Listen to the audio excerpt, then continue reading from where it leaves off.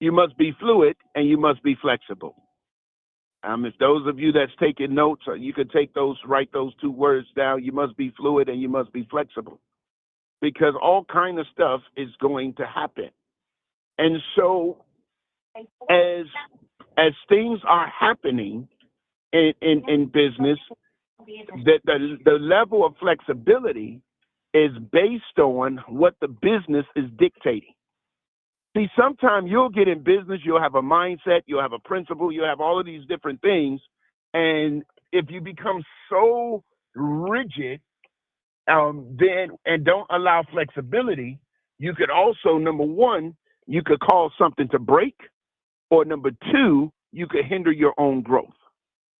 And so flexibility is important. You got to have flexibility with three things. Number one, you got to have flexibility as it pertains to the people. Because remember, when you're in business and when you're bringing on people, people come with a bunch of stuff. People come with a bunch of issues. People come with their own context. People come with their own struggles. People come with their own anxieties. They come with their own emotions.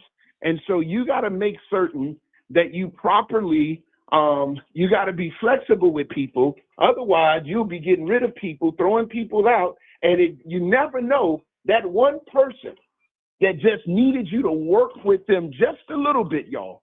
That one person that needed you to work with them and walk through a process with them could be the best person you ever hired, but you chose to get rid of them too fast because you was not flexible, or because you could not handle their process. Are y'all getting this?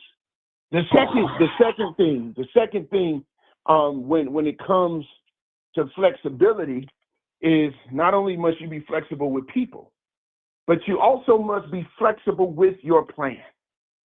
Now, the flexibility of plan does not mean the compromising of your integrity, and it does not mean the compromise of your brand. But the flexibility of plan is just that. It means that I am willing to adjust my plan to more adequately accommodate the purpose by which the plan was written in the first place. Does that make sense?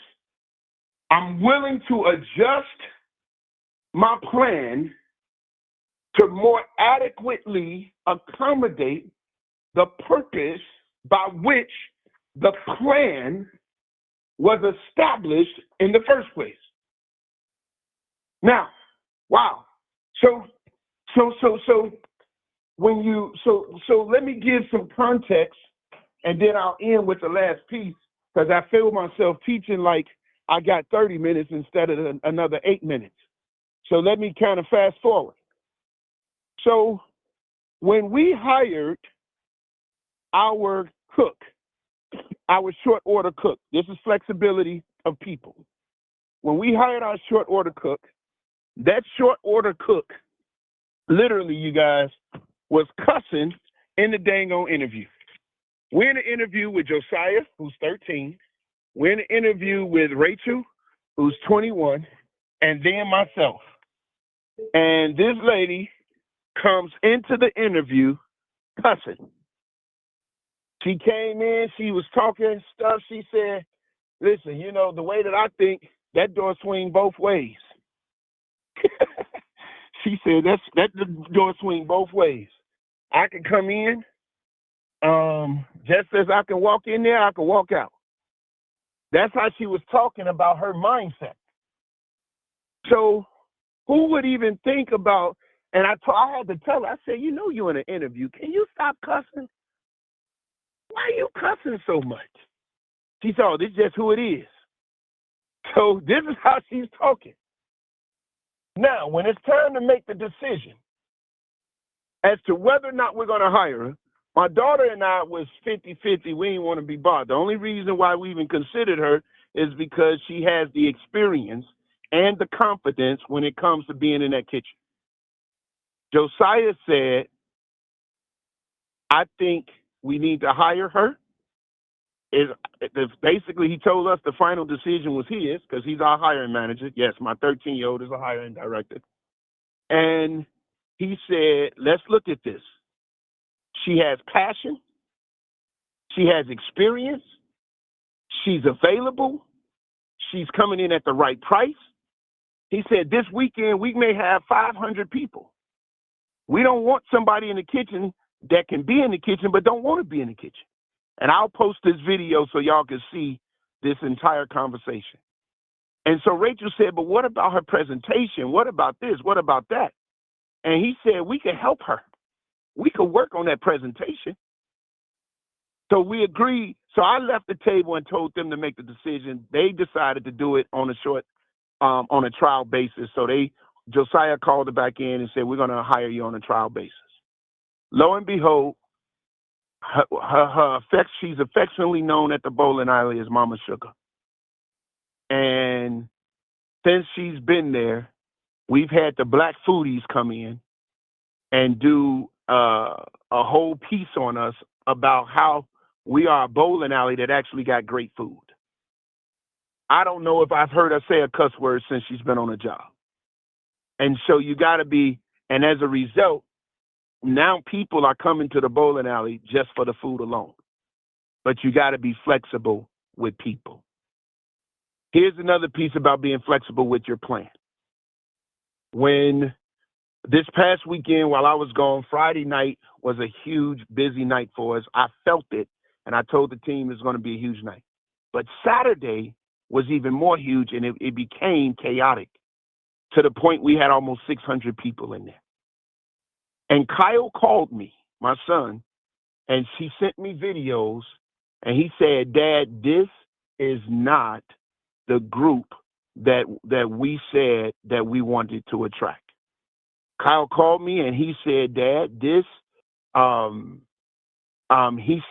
is becoming chaotic. You couldn't move inside the bowling alley with so many people, inside and outside. So now we had to be flexible with the plan. What do you mean by that?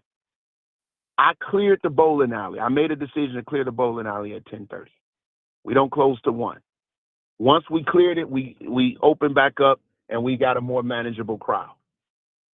Rachel, she was 50-50 about it because the bowling alley was making a bunch of money.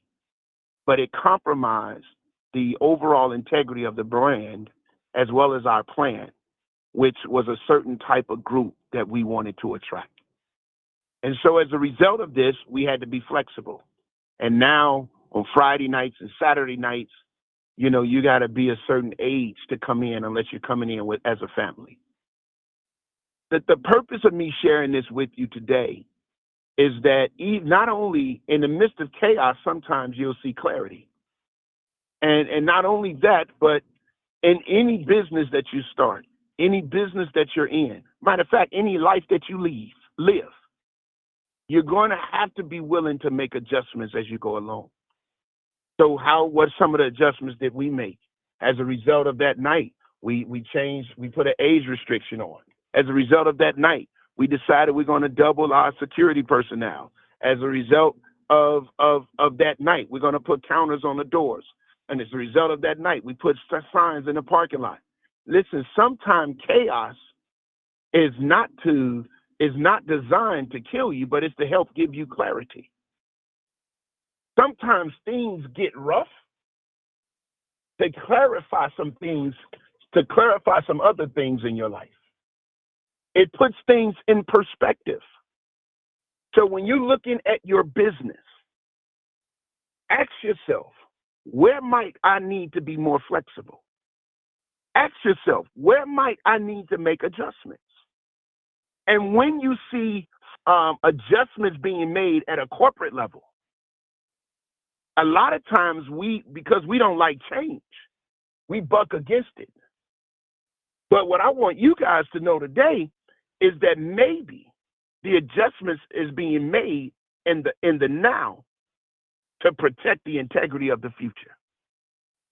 And so it's with this mindset that it is my desire that you guys, as you grow in business and you grow in life, you be flexible enough and you be willing to make the adjustments so that you won't be bent out of shape and you'll never find yourself in a position where you are not growing. That's all I got for you. I hope this was helpful. Until next time, as always, prosper. Y'all that's in Chicago, strikes and bites is the hottest thing smoking right now. And so y'all come on out, check us out. I'd love to see y'all. Thank you. Until next time, bless you.